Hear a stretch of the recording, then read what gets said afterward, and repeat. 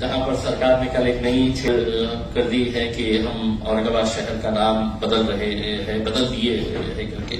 हमने हमेशा से ही इस तरह की जो सरकार की कोशिशें रह रही है कि किसी सड़क का नाम बदल दो, किसी बगीचे का नाम बदल दो, किसी रेलवे स्टेशन का, एयरपोर्ट का नाम बदल दो, शहरों के नाम बदल दो।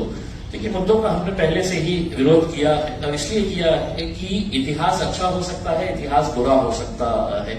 आप इतिहास के पन्नों को किताबों से फाड़ सकते हैं, आप अपने बोर्ड को वहां से हटाकर अपना बोर्ड लगा सकते हैं, लेकिन इतिहास इतिहास है। औरंगाबाद शहर एक तारीखी शहर है, हिस्टोरिकल वर्ल्ड ओवर एक इम्पोर्टेंट शहर है पूरी दुनिया के अंदर। पूरे वर्ल्ड में अगर दो वर्ल्ड हेरिटेज मॉन्यूमेंट्स कहीं पर है तो वो हमारे औरंगाबाद के अंदर है। आप कितना कन्वीनियंटली है तो शहर का नाम बदल देते हैं, उसका रिपरकशंस, उसका इम्पैक्ट क्या होने वाला है, फाइनेंशियल इम्प्लीकेशन कितना होने वाला है। जो हमारे स्टूडेंट्स हजारों की संख्या के अंदर बाहर पढ़ने के लिए गए हैं, उनको अब कितनी दिक्कतों का सामना करना पड़ेगा, सारे डॉक्यूमेंट चेंज करने पड़ते हैं। तो ये सब चीजों को देखते हुए हम इसका विरोध पहले से भी करते आए हैं। हमने तो औरंगाबाद के अंदर एक भव्य मोर्चा भी निकाला था and people from all cast, religion, सभी लोग उस मोर्चे के अंदर शामिल हुए थे जिन्होंने ये कहा था कि नहीं, हमको औरंगाबाद शहर का नाम ही रखना है करके। आज सरकार के पास आंकड़े हैं, आज सरकार के पास नंबर्स है, हुकूमत है, तो एक तरीके से डिक्टेटरशिप हो गई है कि लोगों को कॉन्फिडेंस में लिए बिना, भाई मेरे शहर का फैसला मेरे शहर की जनता तय करेगी, ना कि मुंबई में बैठे हुए उद्धव ठाकरे साहब करेंगे, ना एकनाथ शिंदे साहब करेंगे, ना देवेंद्र फडणवीस साहब करेंगे। आप कम से कम आके हैं तो हमारी जनता से, औरंगाबाद में रहने वाले लोगों से, उनसे ये पूछिएगा। उसने अब चूंकि नाम बदल चुके हैं आपने, तो मैं आपसे ये सवाल करना चाहूंगा कि आपने इस शहर के लिए, अब चूंकि इतने महान शख्सियत के नाम के ऊपर आपने ये किए हैं, तो कितने हजार करोड़ रुपए का पैकेज दे रहे हैं ताकि इस शहर को हम अंतर्राष्ट्रीय दर्जे का सबसे बेहतरीन शहर बना सके। मेरा ये सवाल सरकार से ये है कि अब चूंकि नाम बदलने का आपने फैसला ले ही लिया है, तो क्या जिस शहर के अंदर 8-8 दिन के बाद आज भी पानी मिलता है, वहां पर कल से हर रोज पानी मिलने वाला है? इसका जवाब दे दें देवेंद्र फडणवीस साहब। क्या जो मेरे जिले के अंदर शेतकरी आत्महत्या कर रहे हैं, अब आत्महत्या नहीं करेंगे क्योंकि शहर का नाम बदल गया है? क्या मेरे शहर के जो बेरोजगार है, जो नौकरियों की तलाश के अंदर है, क्या उन्हें अब नौकरियां मिलने वाली है? इसका जवाब एकनाथ शिंदे साहब, उद्धव साहब दे दे करके। जब आपके पास दिखाने के लिए कुछ नहीं रहता है, तो इन्हीं मुद्दों को आप इमोशनल इश्यू बनाकर किस तरह से लोगों का मन डाइवर्ट करना है, ये सब साजिशें रची जाती है। हमने पहले भी इसका विरोध किया था, आगे भी जो लीगल तरीके से है वो लीगल तरीके से हमारा विरोध जारी रहेगा। ऑलरेडी ये मैटर हाईकोर्ट के अंदर है।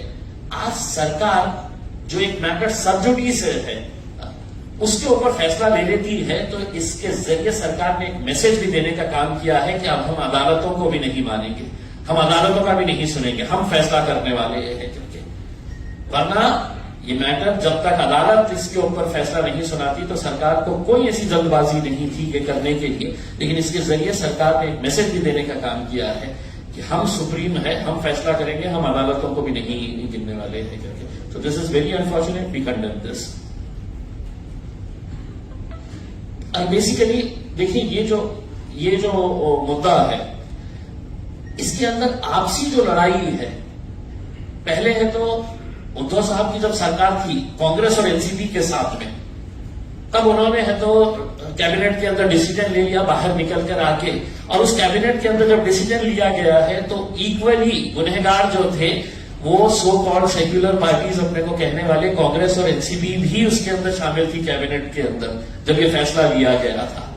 उसके बाद जब उन्होंने फैसला ले लिया कि संभाजी नगर नाम रखने का है करके, तो एकनाथ शिंदे साहब और देवेंद्र फडणवीस साहब को लगा कि साहब ये इन्होंने नाम दिए हुए हैं, मुझे इसके अंदर कुछ ना कुछ तो बदलाव करना पड़ेगा, नहीं तो है तो ये क्रेडिट लेके चले जाएंगे। तो उन्होंने उसके आगे छत्रपति लगा दिया कि अब शहर का नाम ये रहेगा करके। उसमें मेरा ये कहना है कि जितने गुनहगार शिवसेना और भारतीय जनता पार्टी है, कांग्रेस और एनसीपी के मंत्रियों ने साफ तरीके से कहा है। मैं आपको एनसीपी की शरद पवार साहब की जो मोहतरमा बेटी है, उन्होंने कुछ दिन पहले फ्लाइट में जा रहे थे तो उन्होंने है तो ट्विटर के ऊपर ये डाला था कि मैं संभाजी नगर से उड़ रही हूं करके। उसमें तो यानी कि आपका ये है कि कम से कम लोगों की भावना को आप समझते कि लोग क्या चाहते हैं करके, लेकिन आपकी राजनीति की वजह से आप ये जो फैसले कर रही है, मैं कड़ी निंदा करता हूं ये तमाम राजनीतिक पार्टियों की, कांग्रेस की, एनसीपी की, और मैं चाहूंगा कि उनके लीडर्स, जितने भी बड़े बड़े लीडर्स हैं, उन्होंने साफ शब्दों के अंदर ये कहना चाहिए, चाहे वो शरद पवार साहब हो, सुप्रिया सुले मैडम हो, अजित पवार दादा हो, कि अब ये फैसला लिया गया है, तुम इसका स्वागत करते हैं या इसका विरोध करते हैं। कांग्रेस के बड़े नेताओं ने तो खुलकर कहना चाहिए, ताकि हमको भी समझ में आ जाए कि आप लोग जब सत्ता में रहते हैं तो आप क्या करते हैं, और सत्ता के बाहर चले जाते हैं तो आप क्या करते हैं करके।